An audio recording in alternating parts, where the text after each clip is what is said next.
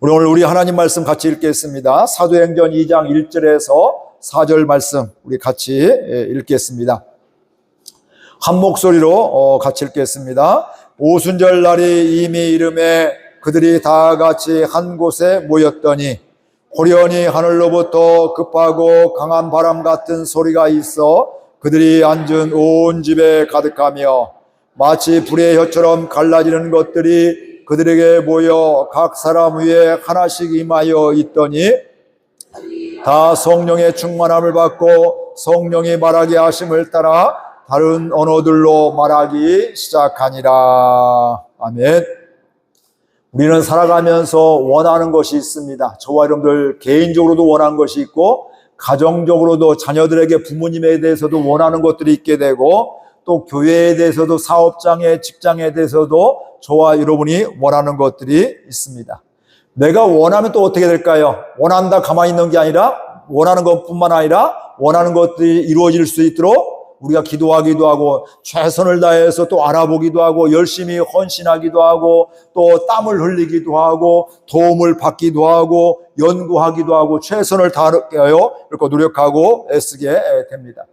그런 가운데서 우리가 내가 생각했던 것들을 원했던 것들을 이루게 되면 얼마나 기쁠까요? 그렇죠. 너무너무 큰 기쁨이 있을 수밖에 없습니다. 주변에 있는 다른 사람들도 격려해주고 칭찬해줍니다. 집사님을 보니까 하나님을 보는 것 같습니다. 은혜가 넘칩니다. 이러면서 들으니까 또 다른 사람이 좋은 축복의 통로가 될 뿐만 아니라 그런 칭찬도 인정도 받기도 하고 하나님께서도 내가 너를 기뻐한다, 내가 너를 사랑한다, 내가 너를 보면서 흐뭇하다 이런 하나님의 마음이 들려지게 되면서 기쁨과 감격이 있을 수밖에 없습니다. 그러면서 자기 원했던 것이 이루어지게 되면서 때로는 사람들이 칭찬도 하고 대단한 사람이라고 잘 믿는다고 부러워하기도 하고 격려하고 이렇게 됩니다. 그러면서 나의 열심과 열정이 그것을 이루었다고 생각할 때도 있습니다. 내가 이렇게 열심히 했으니까, 내가 기도했으니까, 내가 열심히 섬겼으니까 이렇게 됐지 이런 생각들을 가질 수가 있습니다. 반대로 내가 원했던 것들이 이루어지지 않으면 어떤 생각이 들까요? 실망하고 낙심하게 됩니다. 남들은 쉽게 해야 되는데 나는 왜 이렇게 안 될까? 이러면서 낙심되기도 하고요. 나는 안 돼? 이러면서 절망하기도 하고요. 또 그러면서 깊은 수렁에 빠지는 자기만의 동굴 속에 갇히는 이런 경우들도 있습니다. 그리고 우리의 생각은 가능하면 어떤 생각일까요? 가능하면 빨리 이루어지기를 원하죠. 빨리빨리. 은혜도 빨리 받아졌으면 좋겠고. 그렇죠. 아이들도 빨리 커서 나갔으면 좋겠고. 아무튼 우리 교회 와도 이렇게 사람들도 오면 빨리빨리 부흥됐으면 좋겠고. 이게 우리 사람의 보통 마음들입니다. 근데 분명한 것은 때로는 내가 노력한 것보다도 더 이루어진 것을 볼 수도 있고요. 때로는 내가 구하지 않았는데도 이루어진 것을 볼 때가 있고요. 또 구했음에도 불구하고 이루어지지 않는 것도 볼 수가 있습니다. 그런데 그 상황만 보면 잘 됐네, 안 됐네 하고 있지만 사실은 하나님을 알아가면 알아갈수록 마음과 생각이 달라지게 됩니다. 이 보여지는 것을 하면 이 남들에게 칭찬받고 인정하면 우스워지게 되고 그래 나같이 잘 믿는 사람 어디 있어 하고 저 사람 참 엉터리구나 이러면서 함부로 판단하고 정죄하고 또 반대로 일이 잘 안 되면 낙심하고 절망하고 좌절하게 되는데 이 경우도 하나님의 마음을 알아가면 어떤 마음이냐면 내 마음이 전부가 아니구나. 하나님의 무궁하신 마음인데 그 섭리가 있는데 내 마음은 이 일부분이구나. 이게 전부가 아니구나. 이게 내가 옳은 줄 알고 기도했는데 지나고 보니까 이게 옳은 게 아니었구나. 하나님의 뜻이 아니었구나. 어느 경우는 교회를 사랑해서 내가 얘기했다고 했는데 교회를 사랑한 것이 아니라 내 욕심 때문에 했구나. 내 자존심 때문에 했구나 하면서 뒤늦게 깨닫는 경우도 있다. 이 말씀이죠. 내가 보는 것이 전부가 아님을 알게 되는 것입니다. 그래서 때로는 내가 원하는 대로 안 된 것이 감사한 경우도 있다. 이 말씀이죠. 그런 경험들 있지 않아요? 여러분들 다 기도한 대로 다 돼서 너무 좋아요? 지나고 나면 내가 기도한 대로 안 된 것이 얼마나 감사한지 모르는 그런 경우도 있단 말씀이에요. 그 순간에 이게 최고인고 최선인 줄 알았더니 지나가 보니까 내가 잘못 알았고 또 오해를 하게 되었고 하나님과 상관없이 되어서 그때 내가 기도한 대로 안 된 것이 너무너무 감사하더라. 이게 우리가 하나님을 알아가면 알아갈수록 그런 고백들이 넘치게 됨을 알 수가 있습니다. 이것을 알아가는 것이 은혜라 이 말씀이죠. 이것을 알면 알수록 은혜로 살아가는 삶을 살아가게 되고 이런 사람은 범사에 하나님의 은혜를 고백할 수밖에 없습니다. 그런데 문제는 내가 은혜를 받고 싶다고 은혜를 받는 게 아니라 이 말씀이죠. 성경은 은혜를 뭐라고 하냐면 하나님이 주시는 선물이다. 우리가 은혜로 믿음이 생기는데 그 믿음조차도 하나님의 선물이다. 내가 열심히 해서 구원받는 게 아니라 하나님이 값없이 주신 것이다. 조건 없이 주신 것이다. 너 구원 줬으니까 이제 날마다 나한테 11조 드려. 나한테 주일 지켜. 이게 하나님의 마음은 아니에요. 너 내가 구원해서 하나님과 동행하는 삶을 살았으면 좋겠다. 나와 친밀하게 하나님께 함께 걸어가면서 행복한 삶을 살았으면 좋겠다. 이게 하나님의 마음이란 말씀이에요. 근데 우리는 오해해서 뭔가를 바쳐야 되고 내가 헌신을 해야지만 되는 줄 알게 되는데 그게 아님을 알 수가 있습니다. 하나님을 알면 알수록 은혜를 받으면 받을수록 어떻게 될까요? 하나님과 함께함이 기쁨이 되어지게 되죠. 예배 드림이 기쁨이 되어지게 되죠. 어제도 우리 정장로님 제가 모시러 가면서 어떻게 했냐면 간 김에 조금 일찍 갔어요. 왜냐면 우리 딸이 대전에 있잖아요. 그래서 딸 보고 딸하고 점심 먹고 또 차도 마시고 그리고 왔다가 우리 장로님 만나 뵙고 이렇게 오게 됐단 말씀이죠. 그러니까 그 아이를 보는 게 자녀를 보는 게 얼마나 큰 기쁨인지 모른다 이 말씀이죠. 한 달에 한 번씩 우리 아이들이 오고 특별한 일이 없으면 오거든요. 그날이 기다려져요. 예전에는 그게 없었는데 요즘은 온다가 그때를 기다려주고 메모도 다 해놓고 언제 온다고 메모도 해놓고요. 이런 마음들이 사랑의 마음이 있으면 또 하나님 이런 넉넉한 마음도 주시면 철이 들면 들수록 그런 마음들이 생기듯이 하나님의 은혜를 받으면 받을수록 주일이 기다려지게 되고 설레지게 되고 또 하나님의 은혜를 사모하는 이런 마음이 생기게 된다 이 말씀입니다. 근데 그게 바로 뭐라고요? 하나님이 은혜로 주시는 거다. 그러니까 은혜 받고 자랑하면 절대 안 돼. 구원받은 것도 이것은 너희의 행위가 아니라 뭐래요? 나의 선물이다. 하나님이 분명히. 그래서 뭐라 해요? 자랑하지 말아라 이렇게 말씀하고 있어요. 자랑한다는 건 나는 이렇게 너는 잘 구원 못 받았네. 너는 엉터리네. 너 오래 믿어도 이렇게 은혜 못 받았네. 너 헛믿었어. 이렇게 하면 안 된다는 거예요. 보면. 내가 구원받고 섬길 수 있는 것도 하나님의 선물이고 하나님께서 주신 것이기 때문에 자랑하지 말아라. 자랑할 분은 바로 누구예요? 하나님이 이런 마음 주셨습니다. 하나님이 이렇게 기도하게 해주셨습니다. 하나님 이런 시간과 마음과 또 이런 걸 주셔서 또 순종했을 때 하나님께 해주셨습니다. 이런 고백을 할 수밖에 없다 이 말씀입니다. 이것이 옛날의 이야기 아니라 지금도 앞으로도 생명 주실 때까지 그 하나님의 은혜를 고백하며 살아갈 수 있는 저와 여러분들 될 수 있기를 바랍니다. 근데 그 은혜가 있게 되는데 분명한 것은 모든 것에는요 하나님의 때가 있습니다. 은혜 받을 때가 있습니다. 우리 인생에 철드는 것도 마찬가지예요. 철들면 부모님에 대해서 다르게 보이잖아요. 다르게 반응하고 다르게 또 섬기잖아요. 근데 그 내가 철들고 싶다고 철드는 것이 아니라 때가 되면 어느 순간 철들더라고요. 저는 기억나는 게 여러 가지가 있지만 그중에 군대 가서 철이 많이 들었고요. 결혼해서 아이들 키우면서 철이 훨씬 많이 들게 되고요. 그게 끝이 아니라 지금도 여전히 철이 들게 되더라 이 말씀입니다. 모든 것에는 하나님의 때가 있습니다. 은혜 받는 것도 하나님의 때가 있습니다. 1절 말씀 같이 읽겠습니다. 1절 말씀 시작. 오순절 날이 이미 이름에 그들이 다 같이 한 곳에 모였더니 어느 날에요? 오순절 날의 이름에 지금 오순절 날이 되었다 이 말씀이에요. 이 말씀의 배경은 지금 이 제자들이 120명이 모이게 됐는데 이들이 여기에 왜 모였어요? 예수님이 승천하시기 전에 너희들은 약속하신 성령을 기다려라 이렇게 말씀했단 말씀이에요. 그 약속하신 성령을 기다리면서 뭐하고 있어요? 함께 모이기를 힘쓰게 되고 그 앞에 보면 모여서 뭐하고 있어요? 기도하고 있는데 기도에 뭐라고 해요? 전혀 힘쓰더라. 오직 기도하더라 이렇게 말씀을 하고 있는 것입니다. 하나님의 약속, 예수님의 약속만 듣고서 그래 때가 되면 오겠지 게 아니라 그 약속 붙잡고 뭐예요? 그 은혜의 자리, 또 하나님이 역사하는 그 자리에 계속 모이게 되었다, 이 말씀이죠. 그러니까 예수님이 부활하신 다음에 며칠 동안 함께 하셨어요? 제자들과 40일 동안 함께 하셨어요. 그러니까 오순절이 됐다는 것은 이때부터 뭐 했냐면 40일, 그 뒤에 열흘 뒤에 성령이 오늘 임했다는 거예요. 근데 50일이 중요한 것이 아니라 뭐예요? 하나님이 정하신 때에, 하나님이 허락하신 때에 성령이 임했다, 이 말씀입니다. 그건 하나님의 영역이에요. 야, 우리 교회도 사도행전을 공부하면서 50일 되면 성령이 임하겠지, 이런 생각을 가질 수 있겠지만 그게 아니라 이 말씀이에요. 그건 내 생각이고, 하나님은 더 빨리 올 수 있고 더 늦게 올 수 있고, 더 중요한 것은 하나님의 때가 있음을 우리가 분명히 알아야 된다, 이 말씀이죠. 대신 우리가 할 수 있는 건 바로 뭐예요? 하나님의 약속의 말씀을 믿는 거. 믿을 뿐만 아니라 그 약속의 말씀을 믿고 뭐 해야 돼요? 기다리는 거예요. 기다리는 것은 가만히 있는 게 기다리는 것이 아니라 뭐 하는 거예요? 그 약속의 말씀을 붙잡고 믿고 기도하는 거예요.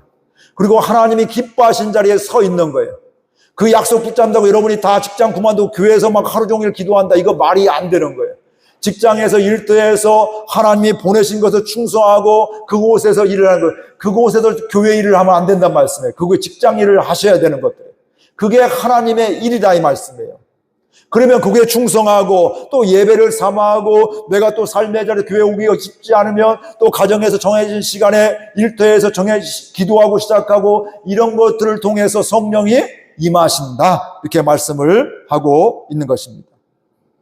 그러면서 그들은 뭐 하고 있어요? 계속 기도하면서 가룟 유다를 대신한 제자를 지난주에 말씀드렸죠. 마띠아를 뽑았어요. 뽑을 때 인간적인 기준으로 뽑은 것이 아니라 우리와 함께 예수님의 가르침을 받았던 사람들 중에, 제자 중에, 그리고 더 중요한 건 바로 뭐예요? 예수님의 부활을 증언할 사람, 그 중에.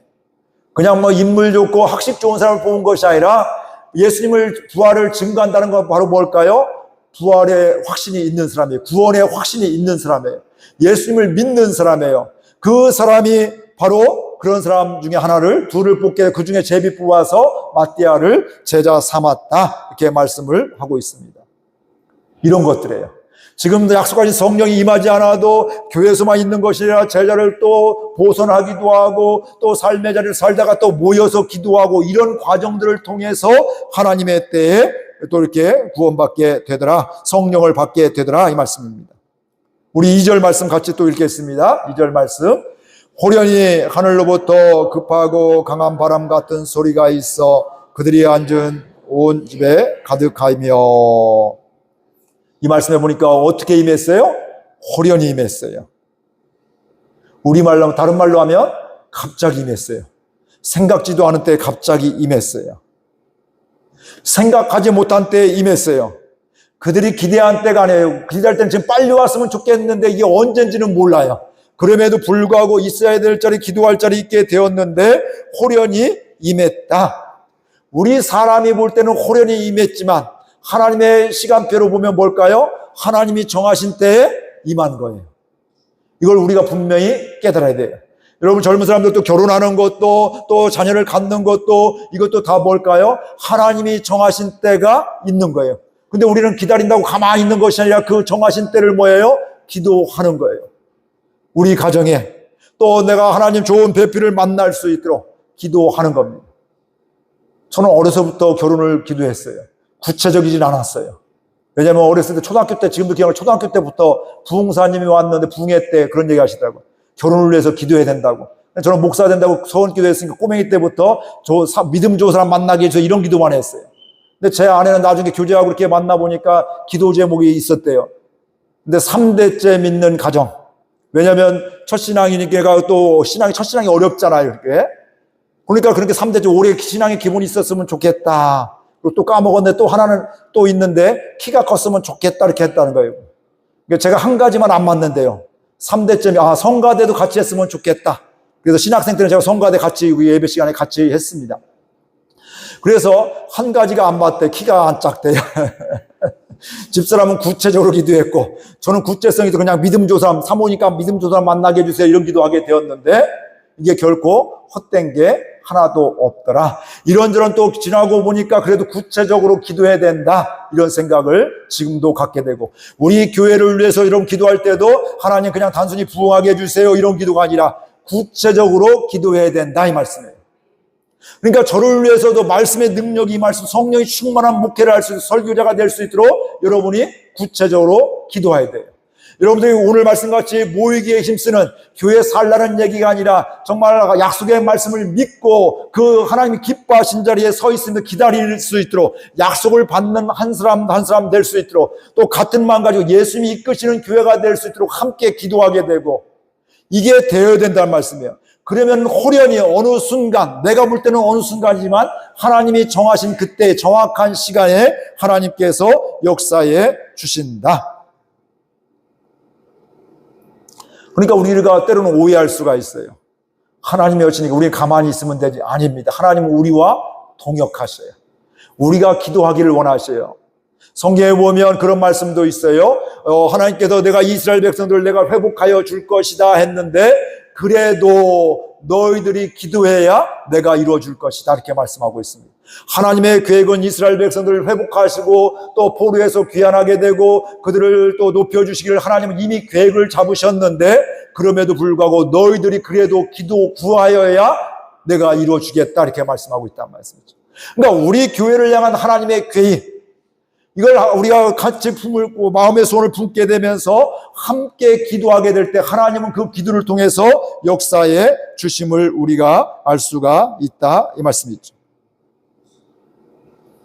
누가복음 9장 51절에도 비슷한 말씀 제가 읽어드릴게요. 예수께서 승천하실 기약이 차감해 예루살렘을 향하여 올라가기로 굳게 결심하시고, 예수님이 승천하실 기약이 찼어요. 근데 제자들은 예수님이 언제 가실지 모르잖아요. 근데 예수님은 기약이 거의 찼음을 알면서 예루살렘으로 올라가기로 굳게 결심했다, 이렇게 말씀을 하고 있습니다. 때가 찼다는 거예요. 보면 기약이 찼다. 우리가 볼 때는 예수님 왜 가실까 했는데 그게 바로 뭐예요? 하나님의 때가 찼기 때문에 그곳을 가게 된 것이고, 우리가 볼 때는 호련이지만 갑작이지만 하나님의 때가 찼기 때문에 성령이 임한 것이라, 이 말씀입니다. 그렇습니다. 하나님의 때가 분명히 있습니다. 하나님의 방법이 분명히 있습니다. 어제도 거기 가서 만났는데, 제가 23년 동안 있으면서 그 어떤 집사님의 남편을 못 만났는데요, 그분이 어제 보니까 그 영성 회복 수양회를 갔다 왔더라고. 보니까 그 전에 제가 온 다음에 교회를 나왔는지 안 나왔는지 잘 모르겠는데 20년 동안 교회를 안 나오셨는데 그 순간에 이제 때가 되니까 교회를 오게 되는 것들이에요, 보면. 근데 부인이 20몇 년 동안 쉬웠을까요? 쉽지 않았을 거예요. 어느 때는 기도해도 소용없어. 남들은 기도하면 금방 오던데 오지도 않고 이러면서 낙심하고 절망할 수도 있다는 말씀이에요. 그럼에도 불구하고 약속의 말씀을 기다리는 건 뭐예요? 그럼에도 불구하고 믿음으로, 하나님은 모든 사람이 구원받는 거, 회복되는 거, 이게 하나님의 소원이고 하나님의 마음이라, 이 말씀이에요. 그러니까 지금 내가 기도해도 꿈쩍하지 않아도 뭐예요? 여전히 기도하는 거, 이게 약속을 믿는 것이라, 이 말씀입니다. 그러면 결국은 갑작인 것 같지만, 제가 볼 때는 갑작인 것 같지만 이게 바로 뭐예요? 20몇 년 동안 함께 기도하게 되었고 하나님의 때가 되니까, 하나님의 정하신 때가 되니까, 하나님의 약속하신 때가 되니까 그때에 이렇게 오고 회복되어더라, 이 말씀입니다. 예배가 회복되어지게 되고 신앙생활이 회복되어지게 되고, 이런 은혜가 있음을 알 수가 있습니다. 그리고 하나님의 방법이 또 있습니다. 하나님의 때가 있을 뿐만 아니라 하나님의 방법이 있습니다. 저와 여러분이 이 고백이 늘 넘치기를 바랍니다. 하나님의 때였습니다. 하나님이 이렇게 구원하여 주셨습니다. 하나님이 회복하여 주셨습니다. 하나님 이렇게 좋은 교회 만나게 해주셨습니다. 은혜 주셨습니다. 하나님이 또 우리가 이렇게 믿음으로 기도하고 기다렸더니 하나님이 이렇게 부흥케 해주셨습니다. 하나님이 역사해 주셨습니다. 이런 고백들. 저도 그런 고백을 갖고 그런 믿음을 갖고 지금 목회를 하고 있단 말씀이에요. 저는 왜 그러냐면 지금 뭐 여러분 푸시하지 않잖아요. 왜냐하면 예배가 살아있고 은혜 받으면요, 주님 사랑하면요, 여러분이 헌신하게 돼 있고 드리게 돼 있고 또 섬기게 돼 있고요, 주님을 자랑하게 돼 있고요, 이건 뭐 시켜서 되는 게 아니에요. 은혜 받으면 되는 거예요. 그러니까 결국은 지금은 은혜 받는 데 집중하고 우리가 잃어버렸던 연약한 부분들을 회복되었으면 좋겠다, 이런 생각이 있기 때문에 예배에 제가 가장 집중하는 게 지금 예배고요. 예배는 계속 집중하겠지만 조금 지나면 우리 교회 형편에 따라서 제가 조금 이것저것 또 이제 보면서 이렇게 하게 될 거예요, 보면. 근데 결국 뭐 하는 게 중요한 것이 아니라 하나님과의 좋은 관계가 가지면 하나님의 은혜를 받으며 성령이 충만하게 되면 능력이 임했어요. 성령이 임하면 뭐예요? 권능을 받고, 그 권능은 원어에 보니까 뭐라고 해요? 다이나마이트, 두나미스. 다이나마이트 같은 이런 폭발력이 있는 이런 능력이 하나 성령에 있다 이 말씀이에요. 그러니까 성령이 임하면 설교도 권능이 있게 되고 여러분의 삶도 권능이 있게 됐다 이 말씀이에요. 큰 소리 치는 게 아니라 그냥 삶이 잔잔하게 살아도, 때로는 말하지 않아도 그의 삶을 통해서 하나님의 능력이, 하나님의 권세가 흘러가더라 이 말씀입니다. 이 은혜가 저와 여러분 가운데 있기를 주의 이름으로 축복을 드립니다. 하나님의 약속의 말씀을 믿으면서 우리 교회가 회복되어지고 또 부흥하는 이런 소원을 꿈꾸게 되면서 같은 마음 가지고 같이 기도하는 가운데 하나님의 때가 되어서 하나님의 또 방법으로 말미암아 하나님이 그 약속을 이루어진 걸 보면서 하나님께 영광 돌리는 저와 여러분들 될 수 있기를 바랍니다. 우리가 볼 때는 빠른 것 같고 우리가 볼 때는 늦은 것 같을 수가 있지만 이건 내가 볼 때이고 하나님의 때는 정확한 때다 이렇게 말씀드릴 수가 있습니다. 저는 아이들, 젊은 아이들 이렇게 결혼하게 될 때 뭐 40 몇 살 되면 아이고 죄송해요 목사님 늦게 결혼해요. 아니라고, 너는 40 몇 살이 가장 좋은 때라고. 20살, 21살짜리 결혼하면서 막 무슨 죄인같이 얘기해요. 막 이렇게 숨어서 창피하게 생각. 아니야, 너는 지금 20살, 21살이 지금 가장 좋은 때, 하나님이 허락하신 때야. 사람이 볼 땐 요즘 시대 굉장히 빠르잖아요. 근데 하나님이 허락하신 때다. 너는 40 몇 살 돼도 하나님이 허락하신 때다. 은혜 받는 것도 하나님의 때가 가장 정확한 때가 있다. 어떤 사람은 오늘날부터 은혜 받는가 하면 어떤 5년, 10년, 20년 후에 은혜 받는 사람도 있고 어떤 사람은 죽음 임종 앞에서 은혜 받는 사람도 있고 그건 하나님의 정확한 때가 있다 이 말씀입니다. 그래서 믿음은 그 하나님의 때를 기다리는 거예요. 그러면서 우리가 뭐예요? 오로지 기도에 힘쓰더라. 그 가운데 기도에 힘쓰는 가운데 성령이 임하게 되면 뭐예요? 하나님의 능력이 임하게 되고 하나님이 일하심을 보게 되더라 이 말씀이죠. 그래서 오늘 말씀에 뭐냐면 하나님을 기다려라. 약속의 말씀을 기다려라 이 말씀이에요. 성령을 기다려라. 여러분 성령이 초대교회 얘기로 끝날까요? 요즘에도 어떤 사람은 이상한 사람들, 이단 중에 그런 사람들은 성령의 역사가 끝났다는 사람, 이건 말이 안 돼. 성령의 역사는 초대교회도 지금도 이상히 존재하는 성령은 계속 역사예요. 예수님도 내가 가야지만 보혜사 성령을 보내줄 것이고 세상 끝날까지 내가 너희와 항상 함께 올 것이고 보혜사 성령이 우리와 함께 해줄. 성령 하나님이 지금도 역사하심을 우리는 성경을 통해서도 분명히 알 수가 있습니다. 그러니까 여러분이 약속의 말씀을 믿고 성령의 충만을, 성령의 임함을 간구하는 저와 여러분들 될 수 있기를 바랍니다. 그런데 언제 성령이 임하게 될까? 1절 말씀 다시 한번 읽겠습니다. 1절 말씀 다시 읽습니다. 오순절 날이 이미 이름에 그들이 다 같이 한 곳에 모였더니, 이걸 다른 말로 지금 오순절 날이 이름에 하나님의 때가 되었는데 이때 성령이 임했는데 이때 뭐 했어요? 그들이 다 같이 한 곳에 모였다. 다락방에 모여서 함께 기도하고 있었다. 이 말씀이죠. 이 이야기는 다른 말로 하면 지금 누구의 말씀에 순종하는 거예요? 예수님의 말씀에 순종한 거예요. 너희들은 예루살렘을 떠나지 말고 약속하신 성령을 기다려라. 그러니까 가만히 각자 따로따로 가장 있는 것이 아니라 기회가 될 때마다 모여서 뭐 하고 있어요? 기도했다. 이게 바로 하나님의 말씀에, 예수님의 말씀에 순종할 때 성령이 임함을 알 수가 있습니다. 1장 4절 제가 또 읽겠습니다. 사도와 함께 모이사 그들에게 분부하여 이르시되 예루살렘을 떠나지 말고 내게서 들은 바 아버지께서 약속하신 것을 기다리라. 예수님의 말씀이죠. 이 예수님의 말씀 명령에 이 제자들이 뭐하고 있어요? 지금 순종하고 있었다 이 말씀이죠. 다른 말로 하면 그 약속의 말씀 뭐예요? 성령을 기다려라. 이 약속의 말씀을 붙잡고 기다렸다는 거예요. 그러면서 막연하게 가만히 있은 것이 아니라 함께 한 마음으로 기도에 전혀 힘썼다. 성경은 그렇게 말씀을 하고 있습니다. 그들은 그곳에 모여서 은혜도 나누고 이것저것 했을 때지만 가장 중점적인 건 바로 뭐였어요? 기도에 전혀 힘썼더라 이 말씀이에요.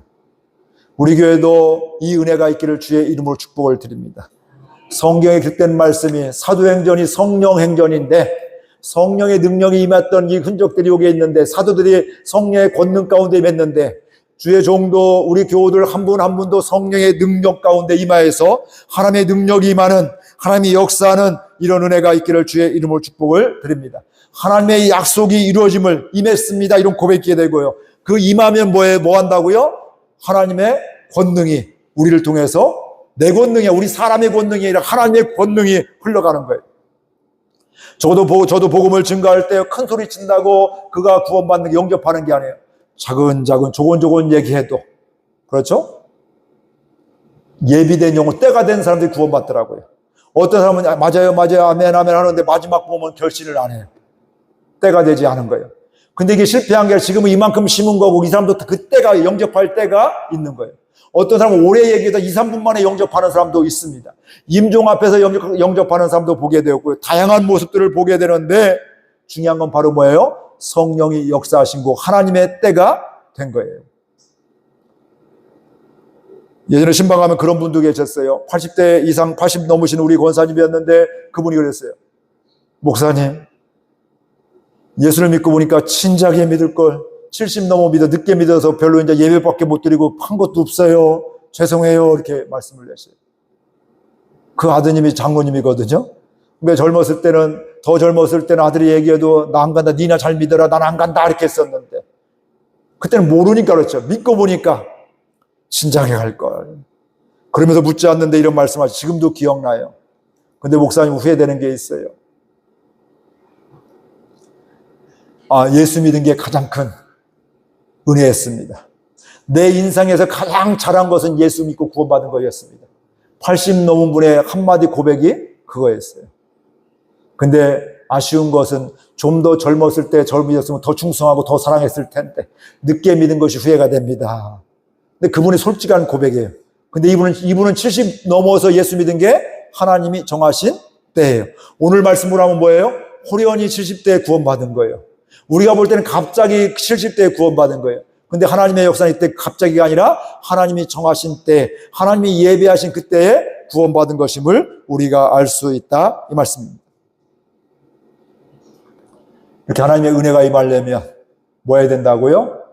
하나님의 약속을 믿고 기다려야 된다. 그리고 어디에 있어야 될까요? 은혜의 자리에 자꾸 있어야 돼요.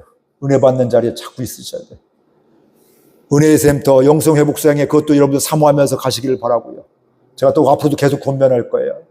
그리고 새로운 사람도 이번에 20여 명 하시는데 다음에도 기회가 되면 하시고 앞으로도 저는 우리 교회에 있으면서 누구든지 새로운 사람들도 계속해서 이걸 꼭 해야 된다 이런 생각을 갖고 있는데 하는 게 목적이 아니라 이것을 통해서 구원의 확신뿐만 아니라 신앙의 기초를 다시금 세우는 것이기 때문에 너무너무 중요하기 때문에 그렇습니다. 저는 절대로 여러분을 괴롭히려고 수양회 은샘에 갔다 와라, TD에 다녀오셔라, 또 새로운 삶을 성경 공부해라 이렇게 이런 괴롭히려고 하는 게 아니라 이게 뭐예요? 여러분들 이게 은혜의 시작입니다. 새로운 삶을 살게 됩니다. 하나님의 은혜가 있습니다. 하나님의 은혜가 이곳에 있습니다. 그런 이곳에 머무르십시오. 이게 그 마음이라 이 말씀이에요. 그러니까 여러분이 성령이 임함을 어떤 자리에 있어야 돼요? 은혜 받는 자리에 있으셔야 돼요. 주일날은 이런 예배 자리에 있어야 될 것이고 부득이하게 하면 또 어때? 영상으로도 또 예배를 드려야 되고 다른 교회 예배도 드릴 수가 있지만 더 중요한 건 뭔지 알아요? 설교를 잘하고 못하고가 아니라 우리 교회에서 같은 생각을 가지고 우리 교회 마음을 갖고 우리 교회를 잘하는 제가 설교하는 이걸 같은 마음을 가는 게 중요하지 유명한 말씀 목사님들 말씀 듣는 게 다 좋은 것만은 안 해보면 같은 마음으로 같은 생각으로 가는 게 얼마나 중요한지 모르다 이 말씀입니다. 은혜의 자리 사모하며 계시기 바랍니다. 제가 반복해서 말씀드려요. 그렇다고 교회 살라는 얘기 안 해요. 모든 예배 다 나오라는 게 아니에요. 어떻게 보면 여러분들은 주일날 예배되고 나머지는 주일만 예배되고 나머지는 어때요? 여러분의 직장과 사업장과 일터가 하나님의 일터일 수가 있어요. 그곳에서 하나님의 마음으로 섬기는 거예요. 보면 하나님의 마음으로 축복하는 거예요. 하나님의 마음으로 그들을 섬기는 거예요. 그럼 그곳에서 뭐예요? 그곳에서도 성령이 역사하신 임하신다 이 말씀입니다. 우리 교회는 예수님이 이끄시는 교회가 되기를 소원하며 꿈을 꾸고 이건 막 바뀌지 않는다고 했어요. 제가 은퇴할 때까지 다 그거 한다고 했어요. 바뀌지 않아요. 그게 계속 사실은 저 소원이기도 해요. 예수님이 이끄시는 목회, 예수님이 이끄시는 삶을 살았으면 좋겠다. 그 얘기는 뭘까요? 그 소원이 있으면 평상시에 이게 예수님이 기뻐하시는 것일까 아닐까 이거 생각하기도 하고 이런저런 생각이 있지만 이런저런 환경이 있지만 그럼에도 불구하고 갈등이 있을 때도 있지만 그때마다 예수님의 이끌림을 받아야 이런 생각이 든다면 그게 머리에 빨리빨리 들어오면 해결이 빨라요. 회복이 빨라요. 그러나 이게 그때 생각이 들지 않으면 내 생각으로 하다가 돌아 오게 되죠. 후회하면서 뒤늦게 오는 경우들이 있죠. 그것도 은혜지만 처음부터 예수님의 이끄심을 받는 것이 얼마나 중요한지 우리가 알 수가 있습니다. 그러면서 성령이 임하면, 말씀에 순종하게 되면 성령이 임하게 되었는데, 그때 우리는 하나님의 능력으로 살아가게 됩니다. 2절에서 4절 같이 읽겠습니다. 2절에서 4절. 호련히 하늘로부터 급하고 강한 바람 소리 같은 것이 있어 그들이 앉은 온 집에 가득하며 마치 불의 혀처럼 갈라지는 것들이 그들에게 보여 각 사람 위에 하나씩 임하여 있더니 그들이 다 성령의 충만함을 받고 성령이 말하게 하심을 따라 다른 언어들로 말하기를 시작하니라. 그들이 호련히 갑자기 성령이 임했어요. 같이 한 명만이니까 거기 120명이 다 임한 거예요. 성령을 다 받은 거예요, 보면. 근데 뭐예요? 그들이 충만함을 받았다. 그리고 성령이 말하게 하심을 따라 각기 다른 언어들로 이야기했다. 오늘 우리 방언과는 좀 달라요. 왜냐하면 여기 외국인들이 있었는데, 그럼 이거 뭐 저 나라 말하냐? 저 나라 말하냐? 요즘 우리 말하면 이거 저거 중국 말하냐? 일본 말하냐? 이렇게 실제로 들렸던 이런 이야기를 지금 하고 있는 것들입니다. 근데 이것도 지금도 성령이 역사하면 이런 일이 있어요. 그러나 우리가 보통 일반적인 방언은 우리도 자신도 못 알아들을 때가, 물론 통변의 은사가 있으면 되겠지만 그게 아닌 경우도 또 못 알아듣는 경우가 굉장히 많이 있다, 이 말씀이에요. 근데 그 능력이, 하나님의 능력이 임했는데 우리가 성령이 임할 때 중요한 것은 그 방언을 받았다, 무슨 은사 받았다가 중요한 것이 아니라 그때는 이제 뭐예요? 다이너마이트의 능력이 하나님의 능력으로 살아가게 된다라, 이 말씀이에요. 오해하지 마세요. 똑같이 예수를 믿어도 이런 어려움이 있는데 성령 충만하니까 그것 때문에 이제 나 못 살아, 나 죽었어가 아니라, 다시 하나님 이런 힘 주시네? 그래, 손해봐도 내가 하나님 기뻐하시니까 그 자리 가야지. 전에는 손해보면 나 그거 죽어도 못 되는데, 손해봐도 하나님 기뻐하시면 나 그 자리 가야지. 이게 헷갈리지 않는 거예요. 그러니까 능력이 있는 거예요. 저도 목회를 하면서 그런 일들이 있었거든. 이단이 저를 뭐 고소한다고 이렇게 해갖고, 하시라고. 뭐 가면 가지 뭐 이렇게 이제. 경찰이 부르면 가게 되고, 막 저를 막 협박하고 막 하도 그래갖고, 그럼 경찰도 입회하에 막 그래서 고소하시라고. 그랬더니 가더라고, 보니까. 저는 정말 뭐 고소하면 되고 조사받고 또 하면 되니까 내가 감옥 갈 일을 하지 않았으니까, 이제. 뭐 그런 것들이에요. 그 당당함이 있는 것들이죠. 뭐 두렵지 않더라도 경찰도 있고, 그 사람이 아무리 협박 비슷하게 해도 그게 협박이 안 되는 거예요, 보면. 왜 그래요?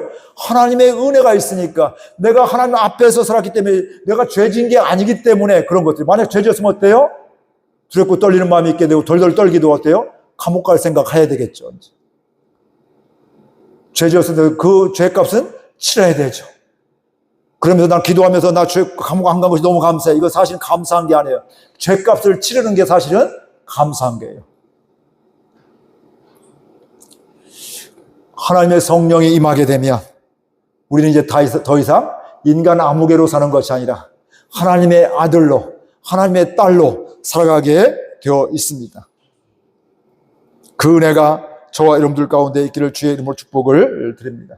초대교회 교인들이 함께 모여서 열심히 기도하게 될 때, 열심히 기도 그냥 무대뽀로 한 것이 아니라 예수님의 말씀, 약속의 말씀을 붙잡고 기다리면서 그 말씀에 순종하면서 하게 될 때, 호련히, 갑자기, 우리가 볼 때는 호련히 갑자기였지만 하나님이 정하신 때에, 약속하신 그때, 섭리하신 그때 성령이 임하게 되고, 그때 하나님의 역사가 그들을 통해서 일어나게 되고, 핍박이 와도 어려움이 와도 그것 때문에 더욱더 주저앉는 것이 아니라 그 상황 속에서도 하나님의 능력으로 살아가게 되었는데, 저와 여러분이 그 은혜가 있기를 주의 이름으로 축복드립니다.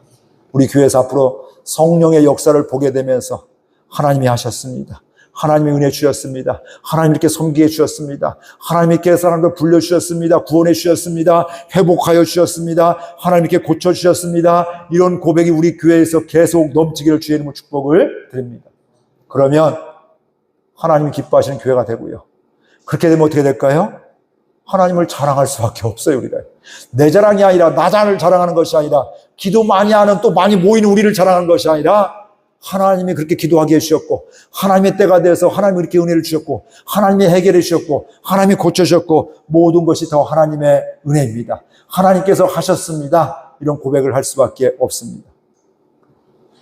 이게 막연한 게 아니라 저와 여러분과 우리 교회 가운데 이것이 구체적으로 하나씩 되어짐을 보면서 구체적으로 예수님이 이끄시는 교회가 될 수 있도록 우리 교회 부흥을 위해서, 이 땅을 섬기는 교회가 되기 위해서, 저는 우리 교회가 이 땅을 섬기고 세계 열방을 섬기고 또 북한 땅도 섬기는 교회가 되고 싶어요. 근데 지금은 그럴 여력이 별로, 지금은 기도로밖에 섬기지 못해요. 나중에 더 하나님 은혜가 임해서 재정적으로도 섬기고 또 우리의 또 시간도 섬기고 가서 섬김도 정말 필요한 곳에 섬기고 이런 것도 하고 싶어요. 여러분들 같은 마음 가지고 구체적으로 기도하는 가운데 하나님을 찬양하고 성령의 능력 가운데 우리 교회가 성령 행전이 되어지는, 성령의 역사가 임하는 복된 교회가 되기를 소원합니다. 우리 말씀 생각하며 결단하며 함께 기도하겠습니다.